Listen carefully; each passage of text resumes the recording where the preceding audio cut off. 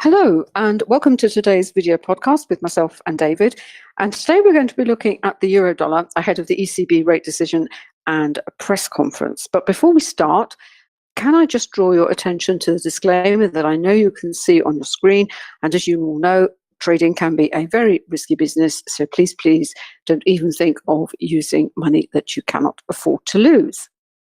Okay, as I said, ECB later on today, followed by the usual Draghi press conference. And as usual, from a price action perspective, ahead of such an important release, the euro dollar has been in a sort of sideways consolidation, although since we sort of started to set up for this video podcast, we have seen a little bit of movement on the pair. And before we actually look at the charts, I just want to highlight how that is reflected on our currency strength indicator. Now, we call it a currency strength indicator because it gives us this all important information where currencies are going to be reaching an overbought or oversold a state, and we can be looking for a potential trade, a reversal trade, or even a cross sometimes when a trend has been underway, and we can perhaps jump on an existing move, as it were. And we can see here, this is the hourly chart for the CSI.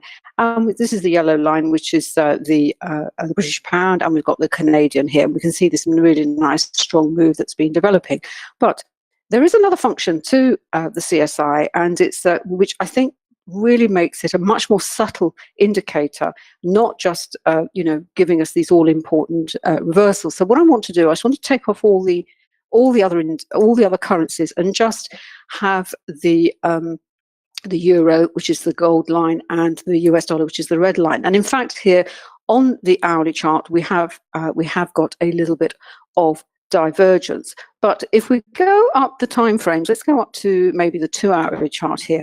What we have here is we don't have such a strong divergence as we can see. And what we're looking for is a situation where the lines are actually moving in the same direction. And what that is actually telling us is that the currency pairs, that the pair that we're looking at, is actually in a congestion. There is no strong divergence. And in fact, if we look at the daily chart, and David's actually going to be looking at the daily chart later, is a perfect example of this. Now, what that actually tells us, yes, there is they are moving in a congestion. They are in a range, if you like. And the implication for shorter term, faster time frame traders is that what the slower time frame can actually highlight is what is that range. In other words, it defines, if you like, the boundaries of where the price action is. And so knowing and having that information in the background, you can then decide on the faster timeframes. Is it moving enough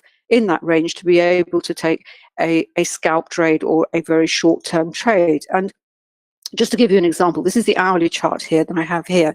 And we can see here up until literally a few minutes ago that we started, the pair were actually trading. It was bouncing off this 200 MA that I've got here at 1308, and it was here at the resistance at 1315. So, 1308, 30, you're in a 7-pip range.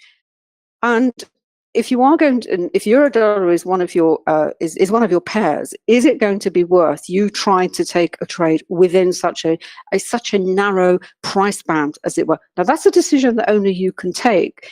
We can't tell you, David and I can't tell you, is that a good thing or a bad thing?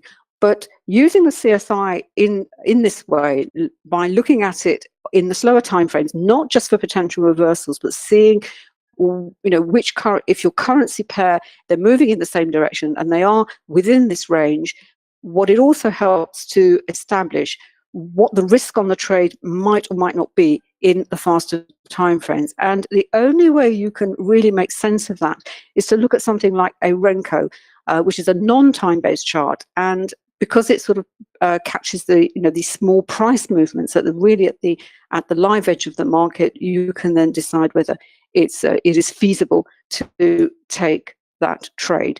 I'm not going to say too much about what's likely going to be happening with the ECB. They're not going to be raising interest rates. All the volatility will come on what Draghi says. Obviously, we've got Brexit, Eurozone not doing fantastically well at the moment, so we'll see how he responds to that. But as I said, ahead of such a release, this is the type of price action that you see on your charts, and it's also captured on our currency strength indicator. I'm just going to pass over to David. He's got, Danny, have you got Ninja, or what have you got? He's got Ninja Trader, and he's going to be looking at, I think it's the daily chart in a little bit more detail. Thanks, darling. And just very quickly to run through the daily chart and what we may be seeing today and over the next few days. And it's certainly interesting. It's one which is characterized, I guess, by efforts to rally and then a reversal back down towards the VPOC and beyond. Some classic price action here certainly over the last week or so. We had the rally higher, markets trying to move higher, and then we get the first sign of potential weakness. This was fine, the price action here, the volume here, that's all in agreement, no problem there. The following day, we get a down candle with some decent volume under it. So there's some quite strong selling in that particular candle, but probably not enough to give us any stronger signals in terms of taking a position longer term. However, the following day, note the volume here, much higher, and this big effort to rally failed, closed almost back near the open on very high volume, a classic sign of impending weakness.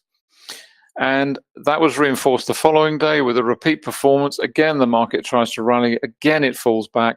The volume slightly less than the previous day, but nevertheless, these two candles together.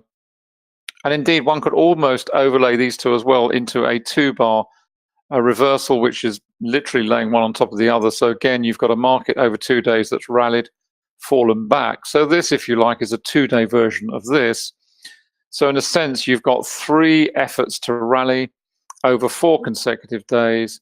That is not a strong signal. The market then rolls. We get decent volume under it. Yes, we get a little bit of buying in this candle, but it follows through the following day. And now we're into the congestion phase of indecision ahead of what is really a big meeting today, and a statement that will be filled with lots of words and nuances which we'll have to take note of. And as I said, this is really a repeat of what went on here. Again, very similar price action. When you see this sort of price action, wicks to the upper body, it's weakness, it's confirming weakness, further weakness here. And another example, even higher up the chart over here, again, weakness. We've got a little bit of weakness coming in here, but it's further reinforced here and given a big shove down here. And in addition to that, we also then bring in the other elements of volume price analysis, which are very much based around traditional support and resistance, price-based support and resistance, which is what this level is here, very strong level here. We've gone through some other levels here. And what's interesting, literally to bring it right up to where we are now, we're trading at this level, 13.15. We've got what was a very strong platform of support, this blue dash line, which was acting as support on this day, but has subsequently been breached. Now, it's not been breached by much, but nevertheless, there's some serious price congestion around this region. And if the market breaks below there, if it's not positive for the euro dollar, which I think is what a lot of people are expecting, then this is going to act as a pretty strong ceiling of resistance should the market try to rally again.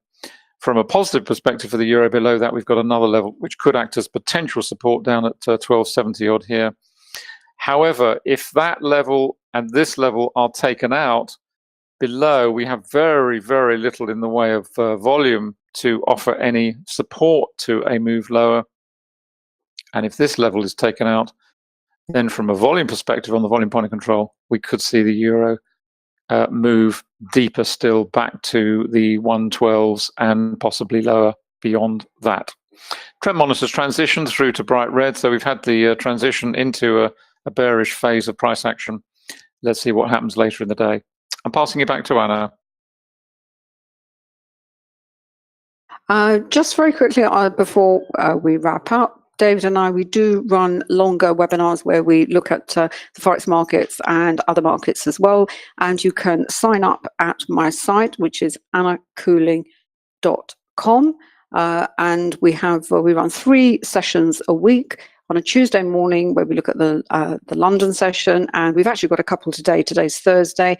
We've got one starting in about an hour and a half where we look at the New York session for Forex, and then we've got what we call a day trading session. So you're more than welcome to come and sign up to any of those. And as I said, the sign up is at annacoulling.com. Here we are back at my MT5 platform, that little sort of burst higher for really not very many pips. As I said, it really is contained. It's very typical of the price action that we see ahead of these news releases, and it's one that if you're a day trader, you really need to be aware of. Moving to the indicator that we were looking at, and the general indicators from quantum trading, these are all available from quantumtrading.com, and you can certainly find all the information you need there at the site. So thanks very much for coming along. We'll be doing more and more of these on a daily basis. They'll be up on YouTube, my YouTube channel, and the Quantum Trading YouTube channel. So whatever you're doing today in trading wise, good luck and stay safe, and we'll see you next time.